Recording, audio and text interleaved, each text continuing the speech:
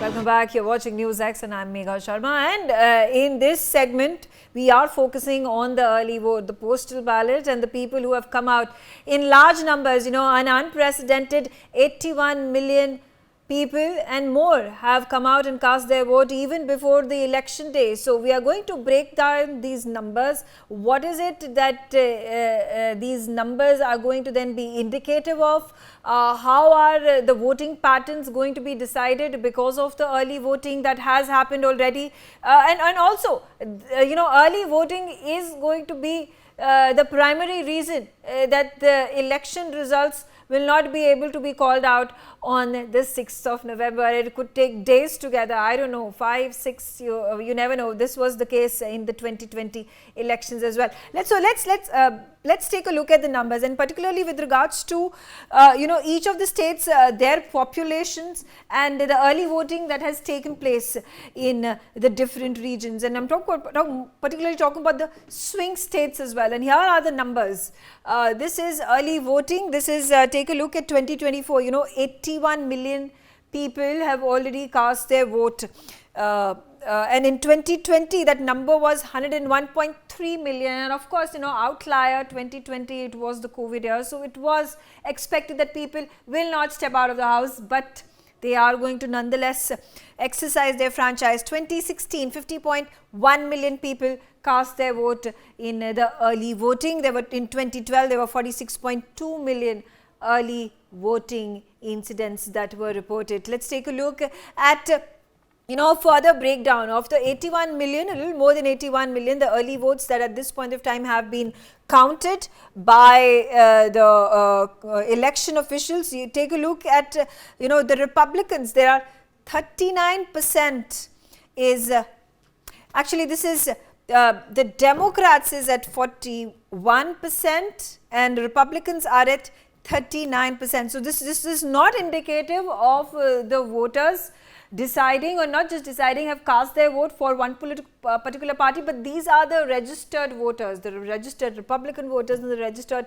Democratic voters. Let's take a look at this division age-wise. Keeping in mind, let's start off with 18 to 29 years of age. There are 9% of the voters in the age group of 18 and 29 who have cast their vote in early voting.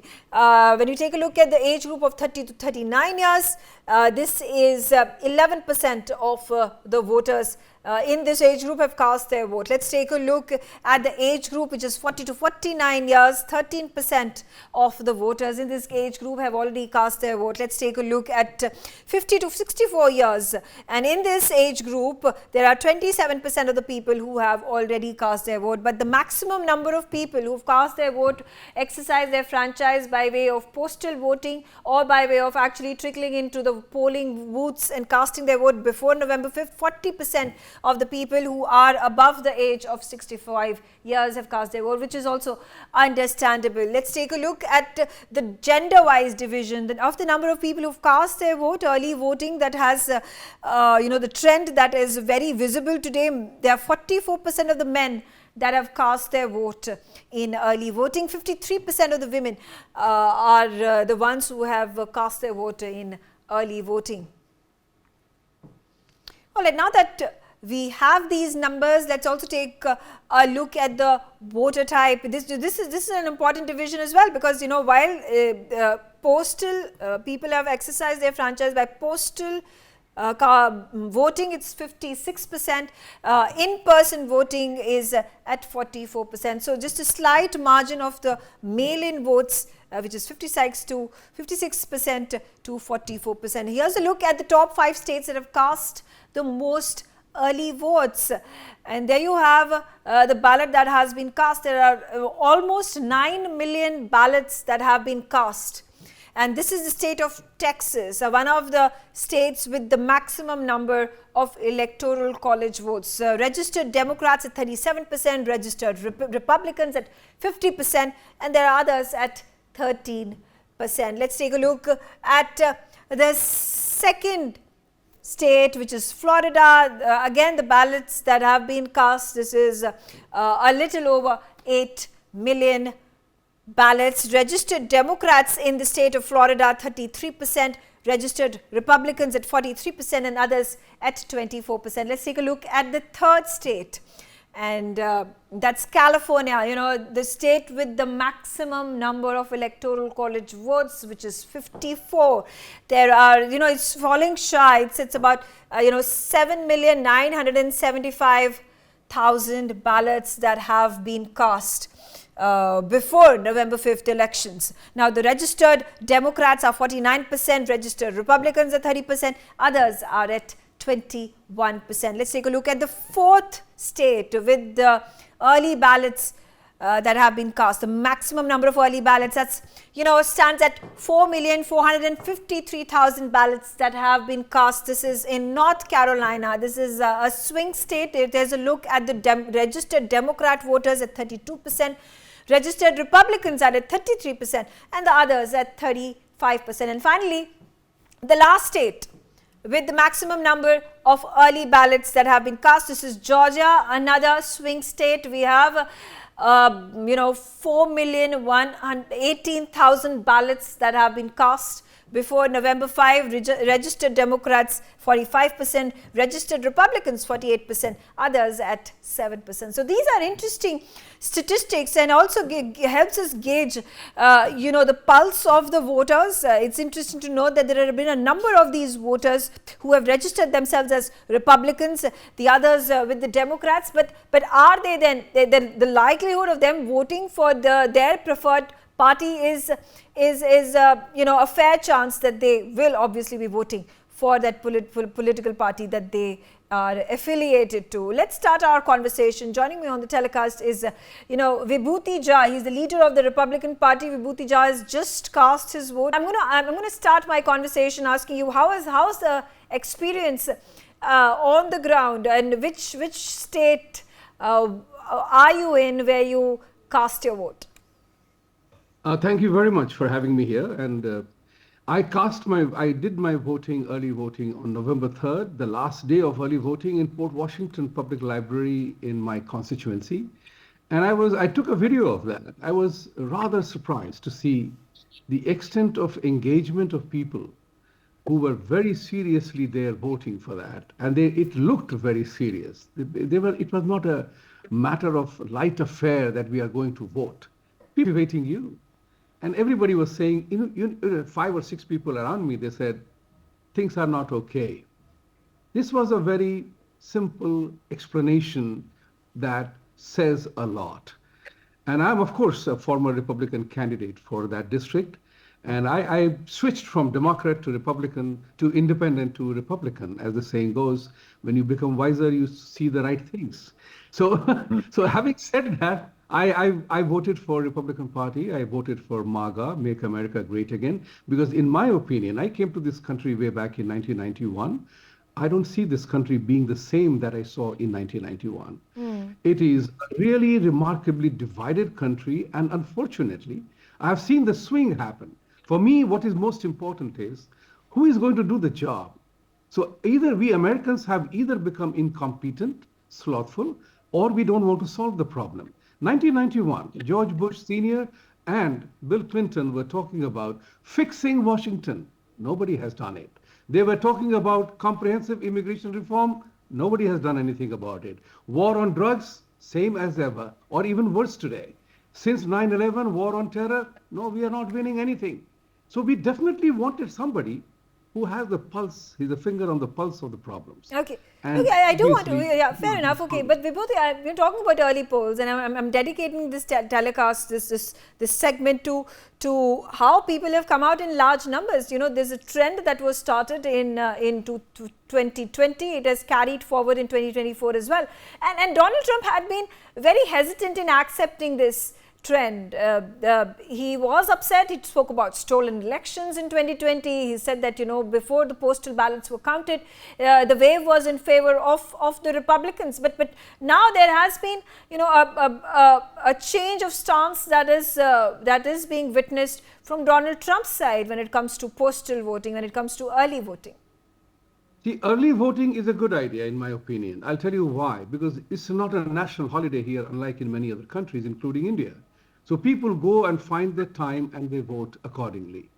what a lot of Republicans used to vote on the election day. But early voting has actually facilitated everybody, to every common man, human being, that you can walk in and vote whenever it is available. The time slot is available. There is no rush at the polling booths. There is no crowd at that time, but you are able to exercise your franchise.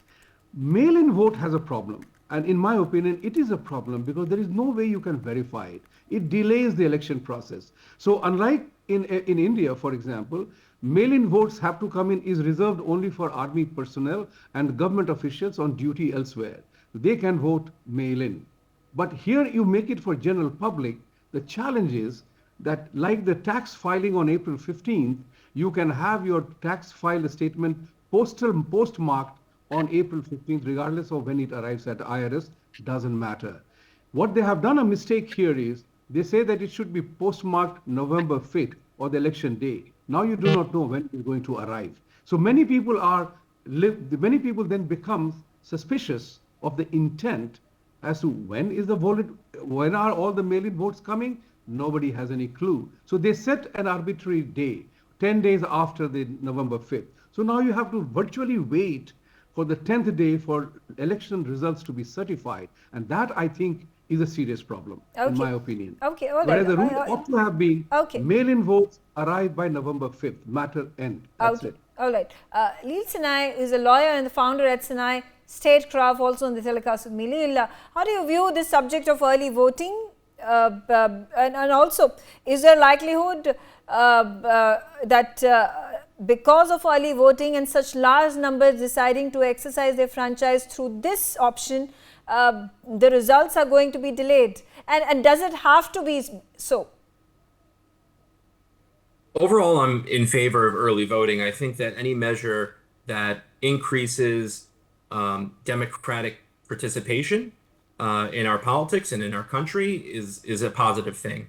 Obviously, the devil is in the details and how the process plays out and making sure that all the safety precautions are in place, similar to what was referenced before, where sometimes ballots may be lost or they may be stolen or they may be misplaced somehow, which I think overall the consensus is that it's a rare occasion and possibly in the media it's kind of played up a little more than it actually happens. But overall, any participation that you can get in democracy is a positive thing, and I'm generally in favor of the mail-in voting. I think that when it comes to how it plays out in the election and how we determine who the next president is, except for on the margins, overall we're going to have a good sense, I think, by the end of this week as to which are the states that went to which candidate, which were expected, right? And then when it comes to the swing votes,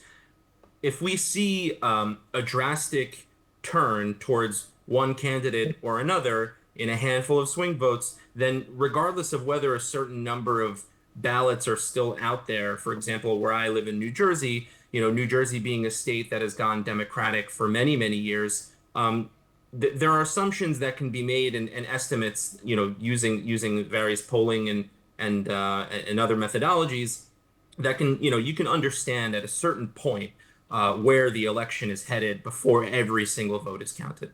Okay. Again, the perception over here, the kind of inference that people across the globe and particularly the Indians, and this was a point that had been raised by Cleo in the last conversation that we were having, when we have 1.5 billion people who cast their vote and the election results are declared on the very same day that they are counted, why do you think there is difficulty for the Election Commission in America to be able to be as efficient? Yeah, first and foremost, I would say that India should be commended for its ability to conduct such an election on one day with so many people, 1.5 billion. I mean, it's pretty amazing to watch India's democracy at work. And I think that the U.S. could really take an example or learn a lesson from that. I think part of it is, I think a lot about the New York subway system. I live right outside New York City, and the New York subway system, much like America's democracy, is very, very old. And people ask all the time, why is the New York subway system so delayed? Why is it so antiquated and old? And the answer, both for the subway system and for the U.S. democracy, is that it's really hard to to turn a very big ship in a different direction when it's been going in that direction for a very long time. The U.S. democracy is very entrenched in its ways. And when you think especially about the Electoral College and whether it's still relevant, it having its roots in the very early days of the U.S. democracy. I'm not providing an opinion one way or another. It's just a conversation that many are having.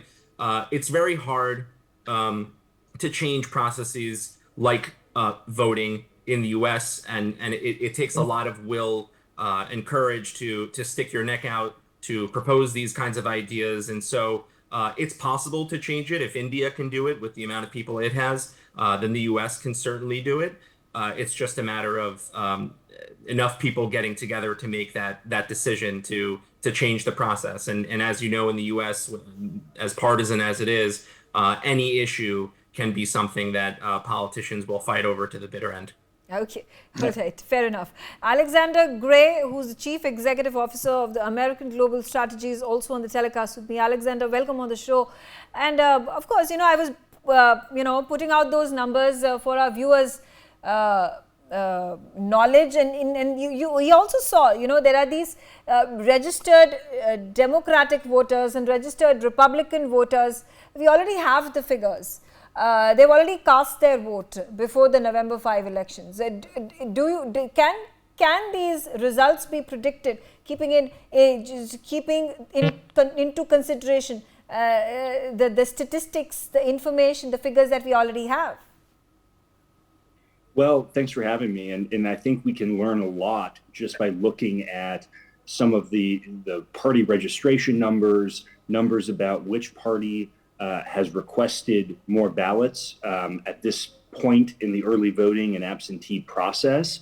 Some of the numbers that I'm seeing from Pennsylvania, from Nevada, from Arizona, in terms of this election compared to 2020 and how many ballots have been requested by party affiliation so far in those 3 states show a pretty significant drop off in the Democratic Party's voting thus far. And as we know, Democrats in past elections in 2020 tend to vote more, have a higher propensity to vote early and to vote by absentee. Republicans are more likely to vote on election day. So, those are just 3 states. That's just some metrics, but you can extrapolate and make some interesting observations from that. I think, we're going to know a lot more as the day goes on here in the United States. And as we look at, what are the turnout numbers, some of the exit poll data, I think we're going to start getting some interesting indications in the next couple of hours now that we're actually into election day. Right, Alexander, I have to understand from you, in case it's a blowout,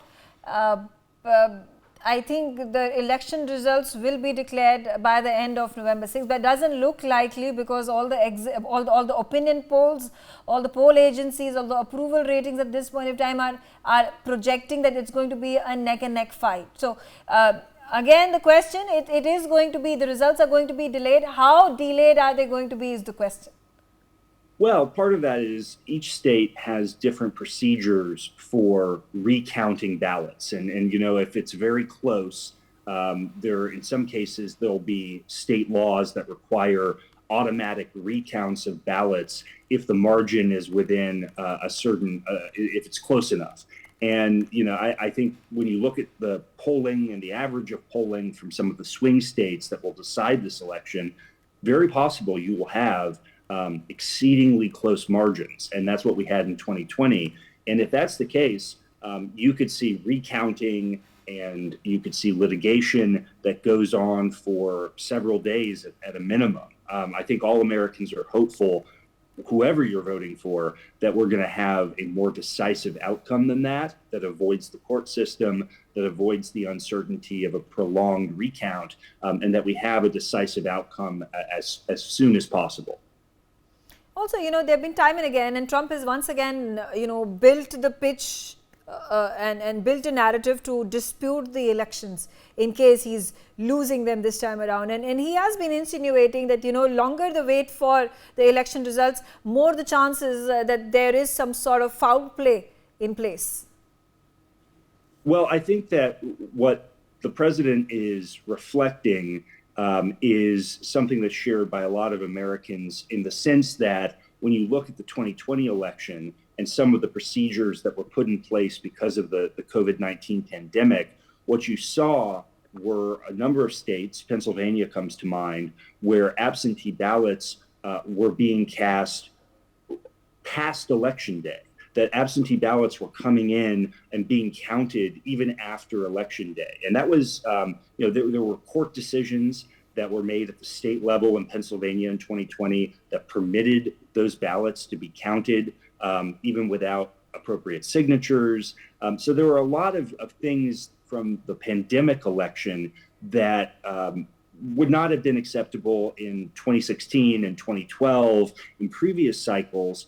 And because of the tightness of the 2020 race, because of the extraordinary nature of it, in some of the changes and exceptions that were made to accommodate the pandemic, I think a lot of Americans have, and President Trump reflects this in his comments, have real concerns about the election integrity that come from the extraordinary nature of 2020. And this is where I think both parties have been working in the last 4 years to try and strengthen the mechanisms by which Americans can have confidence in our election integrity and feel, whatever the outcome today, feel like their vote counted and that the outcome reflects reality. Okay, all right. Scott, seeking your opinion on this, what's your perspective? Early voting, do you think it's good for America? Do you think it's bad for America?